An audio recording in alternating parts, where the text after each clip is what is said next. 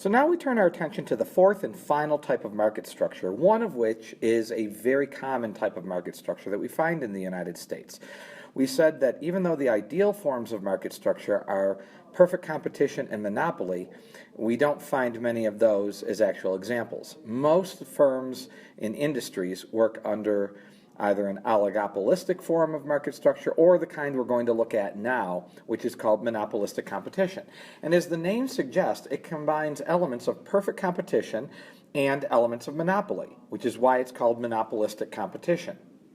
And so this module will take a look at how this type of market structure and firms that compete in this type of industry determine their optimal quantity of output and their profit maximizing quantity of output, and how it looks in both the short run and the long run under monopolistic competition.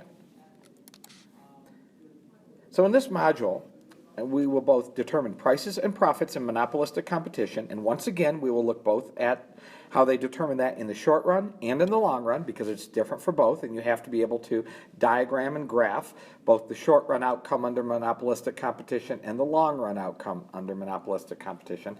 And I'll explain how monopolistic competition can lead to both inefficiency and excess capacity. Inefficiency was something we saw with both monopoly and oligopoly. We said perfect competition provided the most efficiency in terms of both productive efficiency and allocative efficiency. But we'll also see that monopolistic competition provides us with something that we call excess capacity, which economists sometimes debate as being a pro or a con. So first we have to understand monopolistic competition. Okay? Now this market structure shares characteristics with both perfect competition and monopoly, which is why we call it monopolistic competition. So let's quickly review those characteristics. First of all, under monopolistic competition, many firms exist in the market. Now not as many as in perfect competition, but still a lot of competition, and much more competition than you'd find under monopoly, just not as much as you would find under perfect competition. So you might think of monopolistic competition as measured in dozens of firms, while perfect competition is measured in hundreds of firms. The second characteristic that it has is that the product is differentiated. Now, remember, under perfect competition, products were identical to each other. That's what makes it perfect competition. Under monopolistic competition, one of the ways in which these firms compete with each other is to make their products, which are similar to their competitors, different from their competitors. They want them to stand out. And if they stand out and if they're different, then they have the ability to have some market power and the ability to charge a slightly higher price because people are willing to pay more for that difference. And so that makes it a little bit more like oligopoly, where they can differentiate their products. The third characteristic is that each firm has some ability to set the price of their product. So as with monopoly and as with oligopoly, under monopolistic competition, there is some market power. Remember, under perfect competition, those firms had no market power. They were price takers. Oligopolists and monopolists are price makers, and to a certain extent, monopolistically competitive firms are also price makers, but they have much less ability to set their price than either oligopoly or monopoly, but some. And then the fourth characteristic, and this it shares with perfect competition, is that there are no barriers to entry or exit. Okay, so unlike oligopoly, there is little opportunity for tacit collusion. You might say, well, why don't firms get together and compete? Well, they have a non-cooperative outcome rather than a collusive outcome because there are just too many firms in the industry for tacit collusion to be successful. In order for tacit collusion to be successful, you can't have a lot of firms competing because they all have to kind of keep an eye on each other and know what the other is doing. If you get too many firms involved, then it becomes impossible. And so that is what it is under monopolistic competition. So the only real opportunity for what we might call strategic behavior is to advertise to consumers the message that their differentiated product is better than the similar but different rival products.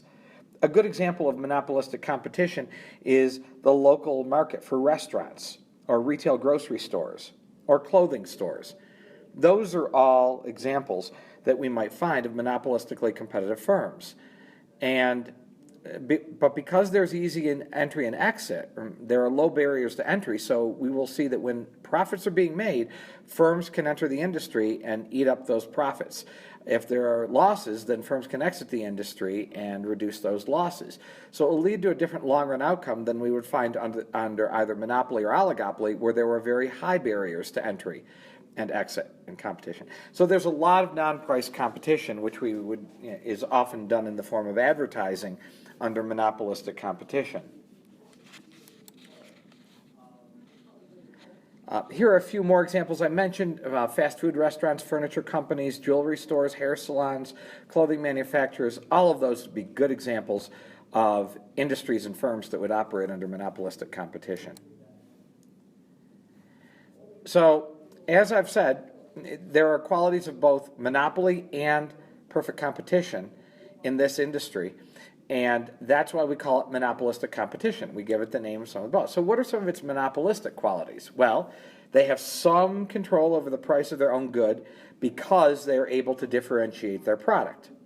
You don't do this under perfect competition, and because there is no competition under monopoly, they have a lot of control over their price. Well, here there are similar products they're competing with, but they're not identical, they're differentiated, so that gives them some control over their price. The other characteristic it shares is that when we look at the demand curve and the marginal revenue curve for a monopolistically competitive firm, we will find that the demand curve slopes downward for the industry and the firm, and that the marginal revenue curve is below the demand curve, just like it was for a monopoly. There is plenty of advertising going on, and it's not as efficient. It's more efficient than monopoly, but not as efficient as perfect competition. So those are characteristics it shares with monopoly. Now, as far as perfect competition goes, there are a large number of smaller firms that compete with each other. We said dozens, whereas under perfect competition there might be hundreds. Relatively easy entry and exit, so that when profits are being made, firms can come in and make those profits, and when losses are being made, they can leave. And what that ultimately leads to is a similar outcome that we saw under perfect competition, is that there will be zero economic profit in the long run, since firms can enter and exit the industry.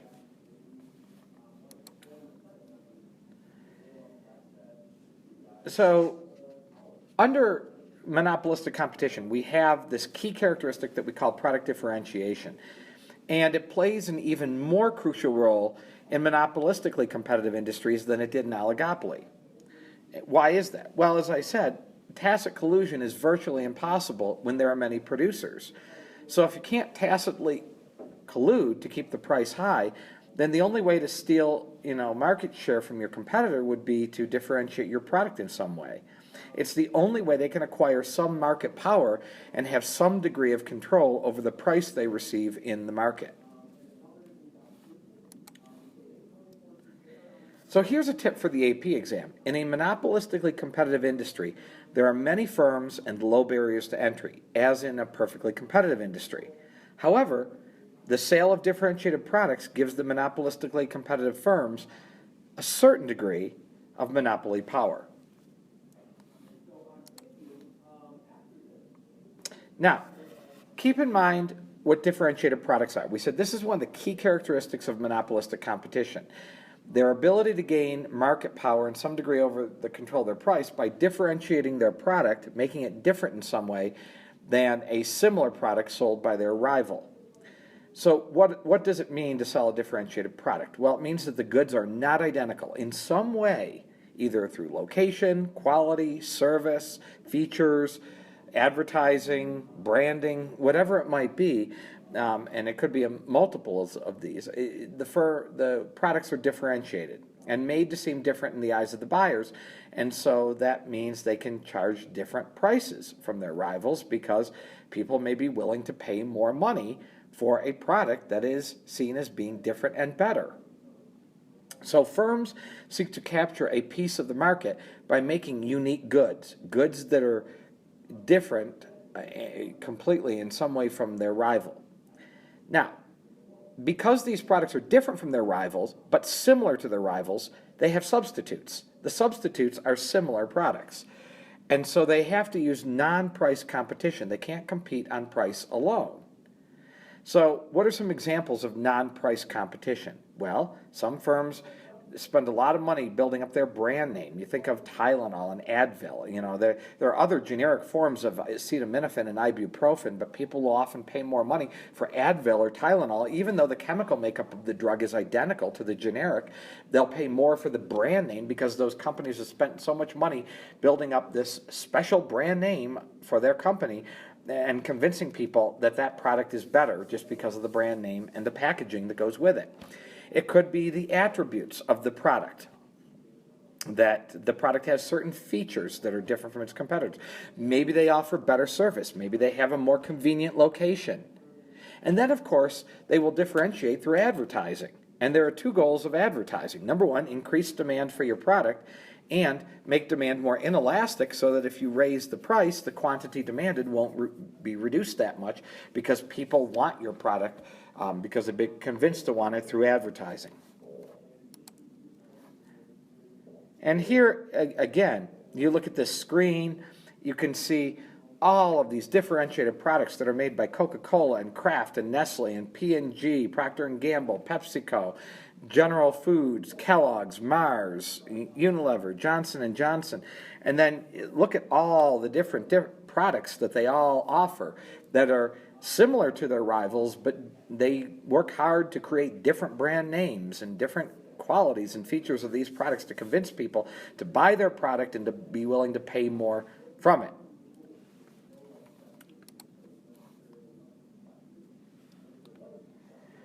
So, because each firm is offering a distinct product, it is in a way like a monopolist. Not completely, because remember, with a monopoly, they offer a product that no one else has. There is not even a similar product out there. Under monopolistic competition, firms are offering a product where their competitors have a similar product, so they have to compete, but the product that they offer is unique in some way. And so because of that, it's a little bit like a monopolist and therefore faces a downward sloping demand curve, meaning that to increase the quantity demanded, they have to decrease the price on all of those units, and if they increase the price, they will decrease the quantity demanded. So a monopolistically competitive firm has some market power, meaning the ability within limits to determine the price of its product, but it has less power because there are similar products being sold by their rivals. So like a monopolist, a monopolistically competitive firm faces a downward sloping demand curve and a marginal revenue curve that is below the demand curve. But unlike a monopolist, a monopolistically competitive firm will necessarily earn zero economic profit in the long run. And remember, in the long run, a monopoly, because it faced no competition, could earn economic profit continuously in the long run. So unlike a pure monopolist, a monopolistically competitive firm does face competition. So the amount of its product it can sell depends on the prices and products that are offered by other firms in the industry. So there is some interdependence going on. So how do we draw monopolistic competition? What do the graphs look like, and what does it look like in both the short run and the long run? Monopolistic competition is made up of price makers. So because of that, because they're not price takers, they don't face a perfectly elastic demand curve that is horizontal like we did under perfect competition. So marginal revenue will always be less than demand. And so in the short run, the monopolistically competitive graph is the same graph as a monopoly making profit. Okay?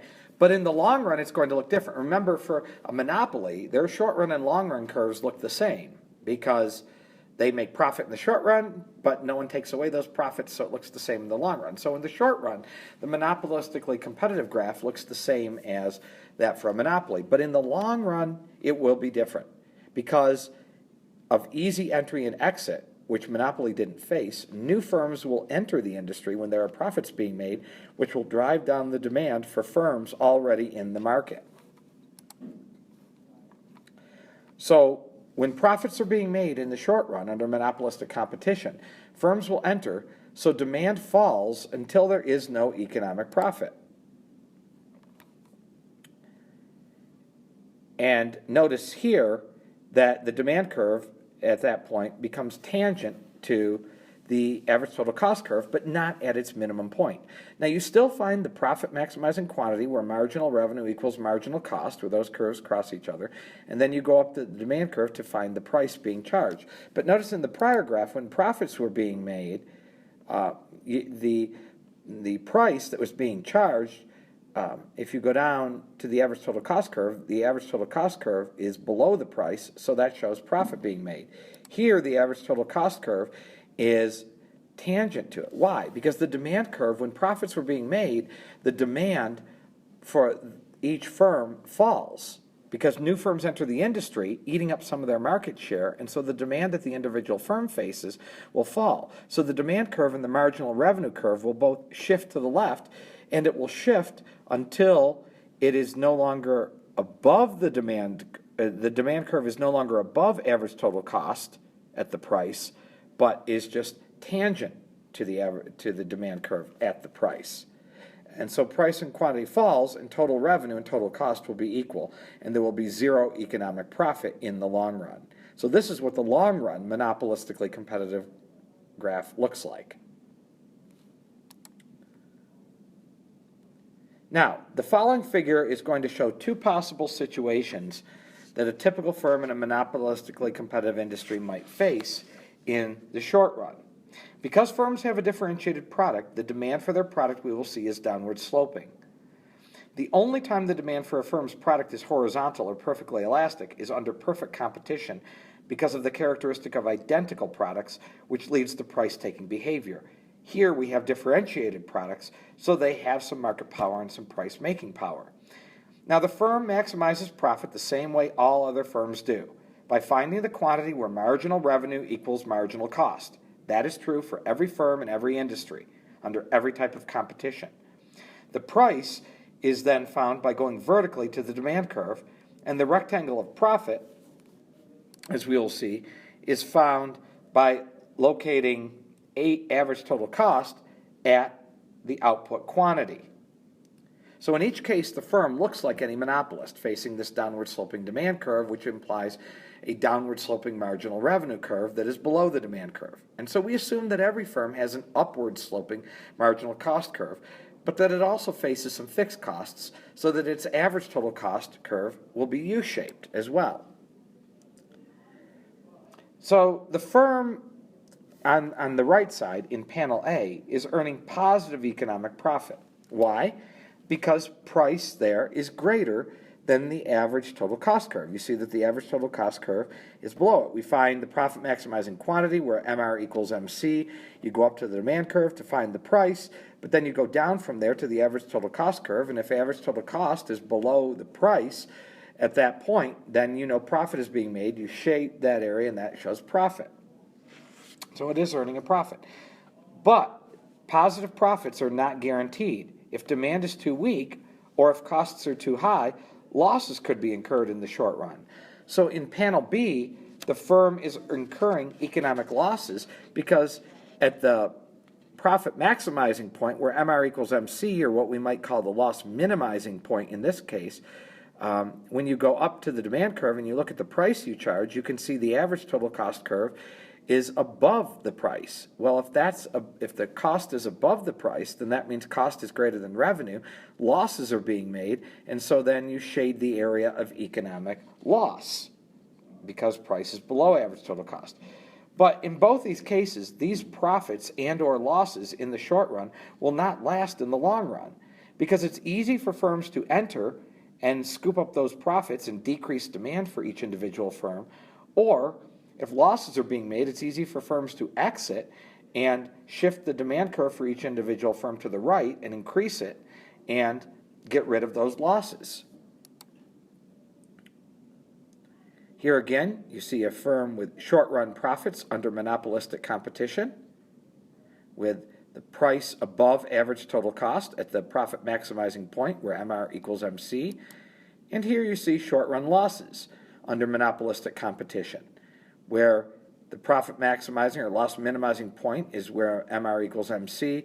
You go up to the demand curve to find the price, but there average total cost lies above price, and so you have a loss and you shade the area of economic loss.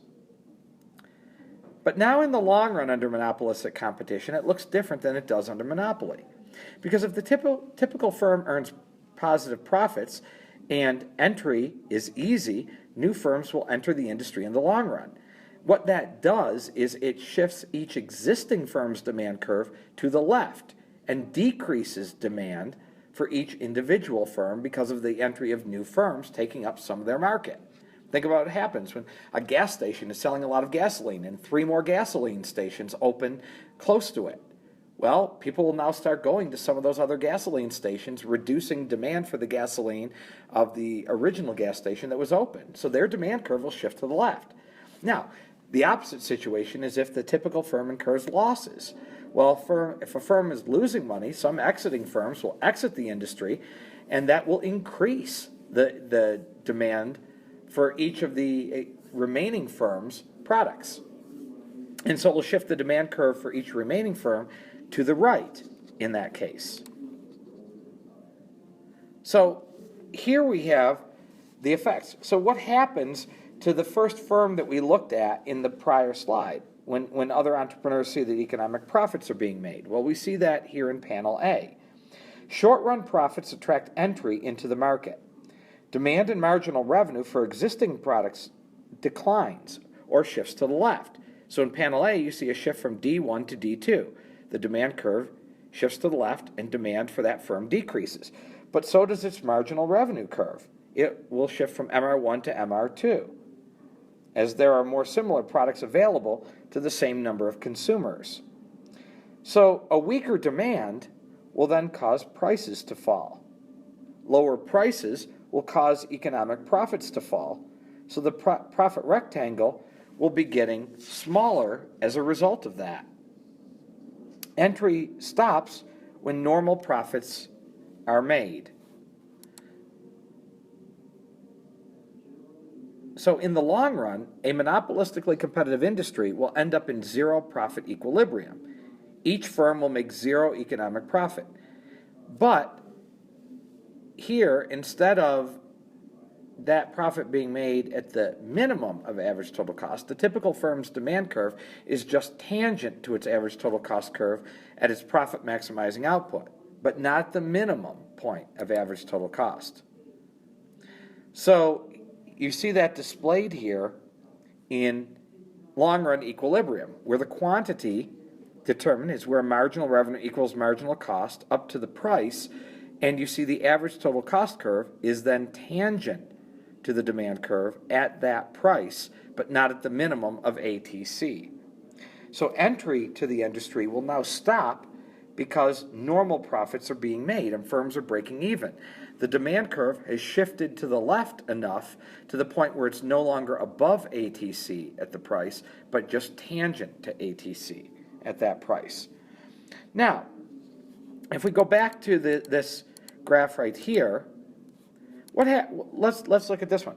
What happens to this firm when losses are being incurred? Well, short-run losses will prompt exit from the market. And when that happens, if we look at panel B here, you can see demand and marginal revenue for the remaining firm's products will rise or shift to the right, as there are fewer similar products available to the same number of consumers. A stronger demand will cause prices to rise. Higher prices will cause economic losses to fall, so the rectangle of loss will get even smaller, and once again, entry will stop when normal profits are being made, and the demand curve has shifted to the right to the point where losses are gone, and it is now tangent to the average total cost curve at the price, but not at the minimum of ATC. And we have zero economic profits in the long run, both when there are economic profits and economic losses in the short run. The long run equilibrium will look like this.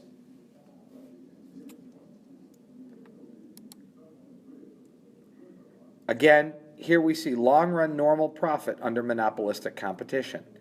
The demand curve is tangent to the average total cost curve, not at its minimum point, but at the price that is being charged. And the price that is being charged is where marginal revenue equals marginal cost. And you go up to the demand curve, find the price, but you can see here price is equal to average total cost at that point because it is tangent to the average total cost curve. And so you end up with zero economic profits and a long-run normal profit under monopolistic competition. So this market structure has firms that exhibit, this kind of pricing power. So why does demand shift? Well, as I said, when short-run profits are made, new firms enter. That means you have more close substitutes and less market share for each existing firm, and so demand for each firm will fall until price equals average total cost, and it's no longer above average total cost. When short-run losses are made, firms exit the industry, so the result is fewer substitutes and more market shares for remaining firms. Demand for each firm will rise or move to the right, and so it will no longer be below average total cost, but it will be equal to average total cost. So what happens when there is a loss? Well, in the short run, the graph is the same as a monopoly making a loss. But as we've seen, in the long run, firms will leave, driving up the demand for firms already in the market. So firms leave, so demand increases or shifts to the right until there is no economic profit, or economic loss in this case, I should say, being made. And firms leave, so demand increases until there is no economic loss. And so price and quantity will increase, total revenue will equal total cost, and price will be equal to average total cost at that point. So once again, here you see the graph for the long run industry where there is zero economic profit under monopolistic competition. So you find the profit maximizing point where MR equals MC, then you go up to the demand curve, and that go over horizontally, that's the price, but notice that point Z is also where the average total cost curve is now neither above the price, which would reflect a loss, nor is it below the price, which would show profit, but it's equal to the price because it's tangent and therefore zero economic profit. But unlike under perfect competition, notice that price is not equal to average total cost at the minimum of average total cost. Under perfect competition, price equals average total cost in long run, but it's at the minimum of the average total cost curve. Under monopolistic competition, it is not at the minimum of average total cost. Now, the movie industry seems to meet the criteria for monopolistic competition. But where's the zero profit equilibrium? Well, for every successful film, there are several flops. So some films make a lot of money and profit, other firms lose money and profit. But on average, the movie industry earns just enough to cover the cost of production.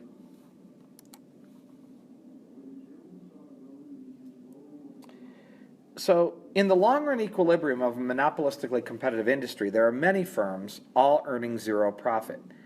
Price exceeds marginal cost, so there are some mutually beneficial trades that are exploited. This market structure has firms that exhibit pricing power like a monopolist, but has long-run profits that are zero like perfectly competitive firms. So let's look at other points of comparison between monopolistic competition and perfect competition. The following figure compares the long-run equilibrium of a typical firm in a perfectly competitive industry with that of a typical firm in a monopolistically competitive industry. Now recall what we learned when studying perfect competition. Under perfect competition, the long-run level of output is Mr. DARP. Okay? It's where price is equal to the marginal revenue, it's equal to the marginal cost, and it's also equal to average total cost. Economic profits are zero, and a normal profit is earned. That's under perfect competition as shown in panel A. In panel B, we see the long-run outcome under monopolistic competition. The graph looks different. We've learned that the long-run level of output is where price is equal to average total cost as it was under perfect competition, but it is greater than marginal revenue. Under perfect competition, it was equal to marginal revenue. Here, it's still greater than marginal revenue, but marginal revenue and marginal cost are still equal. But notice the economic profits are still zero in the long run, and a normal profit is still earned. So while profits are zero in both market structures, the clear difference between perfect competition and monopolistic competition is that under perfect competition, price was equal to marginal cost, but under perfect competition, price is greater than marginal cost. So a more subtle difference exists in exactly where on the average total cost curve price is equal to average total cost. It's the same in both. Under perfect competition, price is equal to average total cost. It's also equal to average total cost, the price under monopolistic competition. But the point at which it's equal to average total cost is different in both. In perfect competition, price is equal to average total cost, as you can see, at the minimum of the average total cost curve. The level of output being produced is the one that corresponds to the lowest average total cost. But in monopolistic competition, where price is still equal to average total cost, it's on the downward sloping range of the average total cost curve, not at its minimum point. So this level of output is smaller than the one that minimizes ATC. We don't get the same level of output. Less of the product is produced under monopolistic competition than under perfect competition. This is what economists call excess capacity. Excess capacity means that under perfect competition, we would have more of the good produced. We have the capacity to produce more. But under monopolistic competition, for these reasons, we don't produce more. So it produces too little of the good, not as much as society would want. And that's what we call excess capacity. So that's another economic problem we see with monopolistic competition. So we can add another difference to it. Not only is price greater than the minimum of average total cost under monopolistic competition, so we're not producing the good at the cheapest cost possible, but we also have excess capacity. So in monopolistic competition, firms do not produce the level of output at which ATC is minimized, and by extension, the entire industry does not produce these products at the lowest possible cost. So it leads us to this question: are monopolistically competitive firms efficient?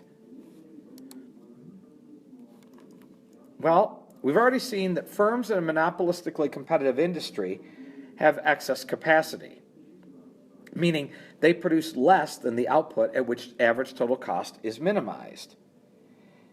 And in the monopoly module, we saw that deadweight loss exists when output stops prior to the point where price equals marginal cost. In fact, anytime price is not equal to marginal cost, efficiency can be improved. In monopolistic competition, price is greater than marginal cost, so deadweight loss exists and inefficiency exists. Because there is more competition for consumers, the wedge between price and marginal cost is lower in this market structure than it was in monopoly. So the degree of deadweight loss is smaller in monopolistic competition. So the question then becomes, can we live with some deadweight loss? And the answer is probably. After all, the reason why price is greater than marginal cost is because firms have differentiated products that allows them some degree of pricing power similar to, but not as significant as a monopolist. This deadweight loss might be what we call the price of variety. Do you like it when you go into the store and you have a lot of options to choose from? Do you like all that variety? Well, if we got rid of that variety, we would reduce deadweight loss. So the price of that variety is deadweight loss. But do we like that variety? Are we willing to accept that trade-off? A lot of people would say yes, that we're willing to accept that deadweight loss as the price of variety. The monopolistically competitive restaurant industry is much preferred. Wouldn't you rather go out to restaurants with lots of different food choices and different options and different quality than have every restaurant offer the same thing? If everyone offered the same thing at the same cost, we'd get rid of deadweight loss. But by having some dead weight loss and getting differentiated products, you have lots of options for food choices. And most people are willing to accept that as the price of dead weight loss, rather than getting the perfectly competitive version where all menus would be exactly the same. So the higher price consumers pay because of excess capacity is offset to some extent by the value that we receive from greater diversity, more variety, and more choices in the market. So it's not clear that this is a source of inefficiency. Now, long-run equilibrium, we can say, is not allocatively efficient, because remember, allocatively efficient is when we produce a quantity where price is equal to marginal cost, and here price is greater than marginal cost.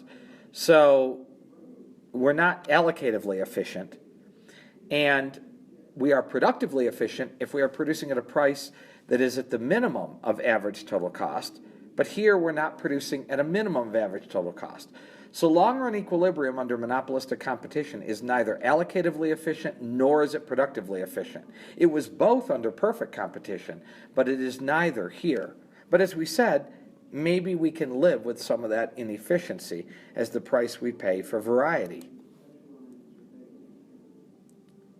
Here, you see the excess capacity that the firm would have. You see the socially optimal quality, which is what we would produce under perfect competition, would be at the minimum of average total cost. But we're producing a long-run, smaller quantity, and because of that, that gives us excess capacity. But once again, we said that's the price we pay for variety. So again, what is excess capacity? Well, it means given current resources, the firm can produce at the lowest costs, which would be the minimum of ATC, but they decide not to.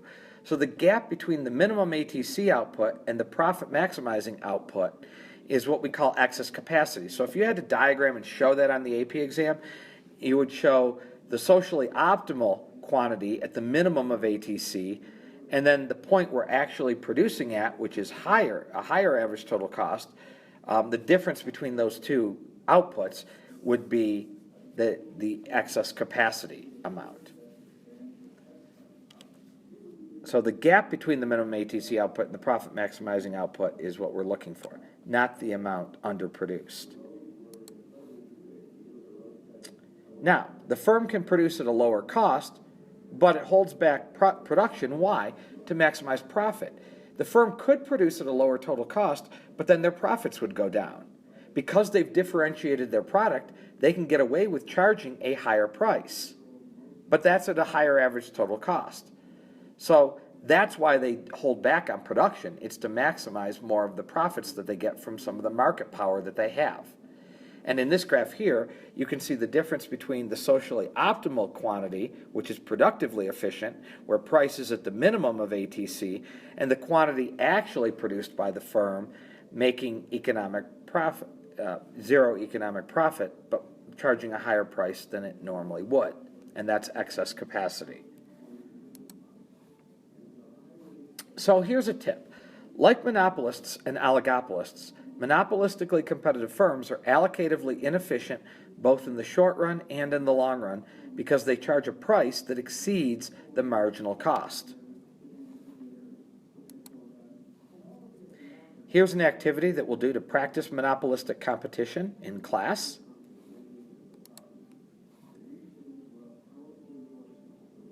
Here is a video about monopolistic competition.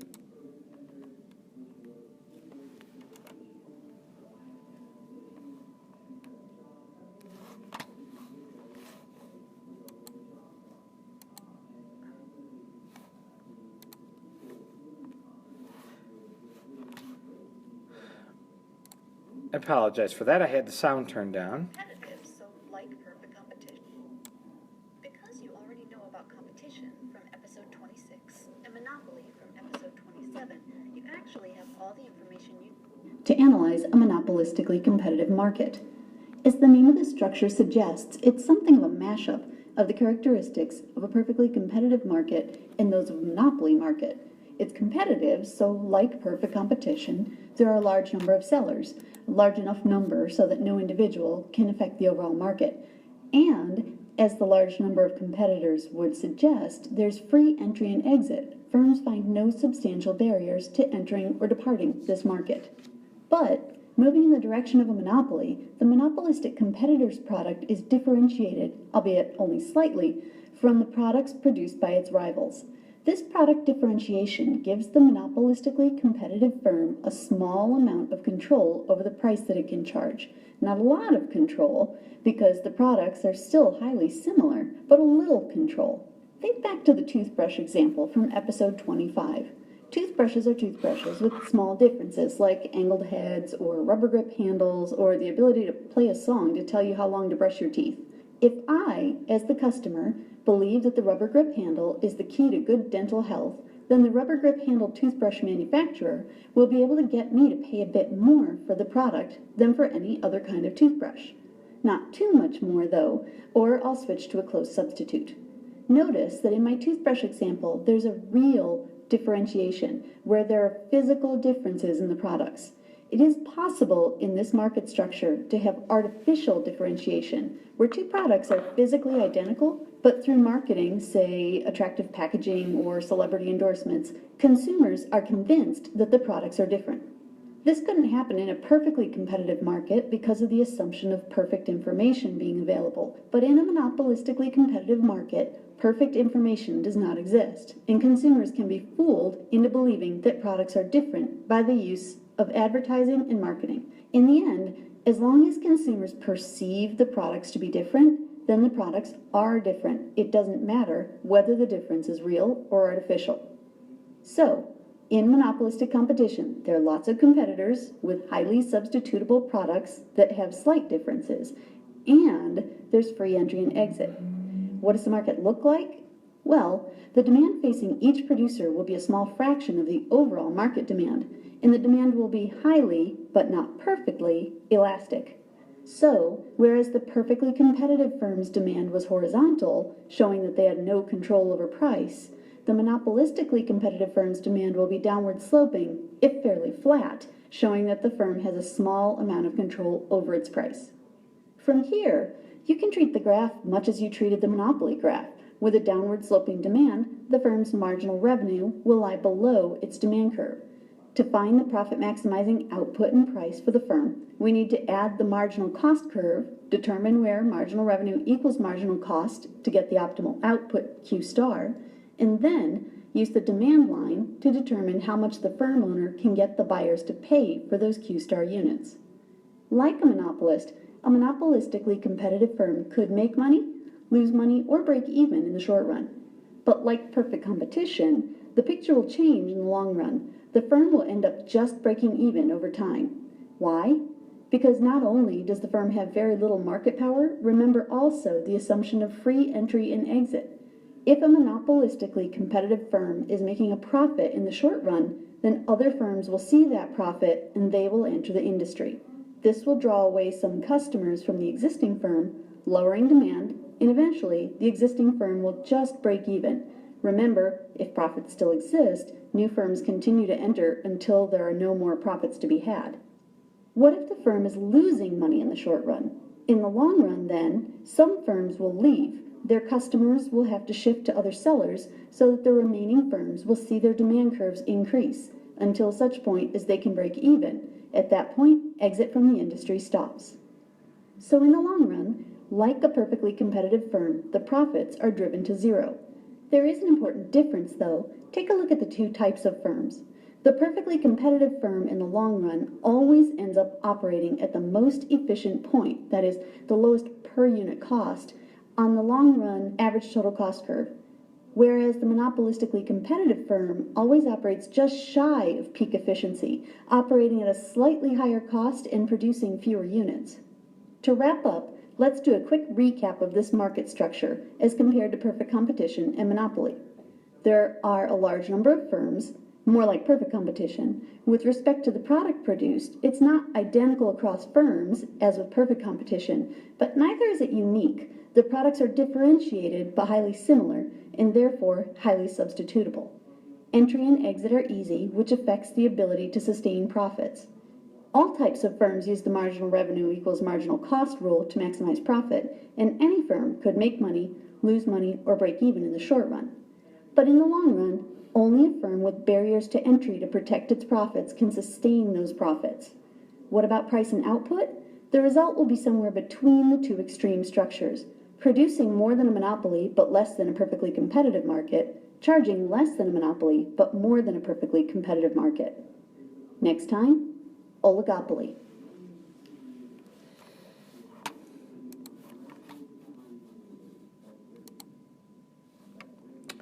So here is an activity that we'll do in class on entry and exit effects from monopolistic competition.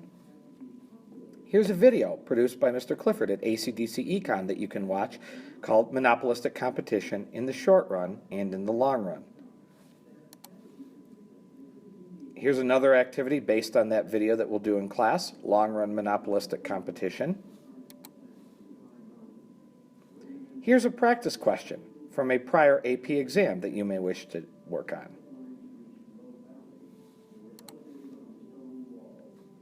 Here's another practice question from the 2008 AP exam.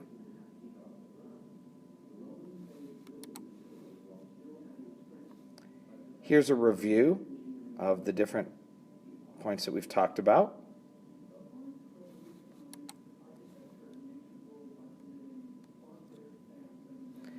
And here's a summary of this module.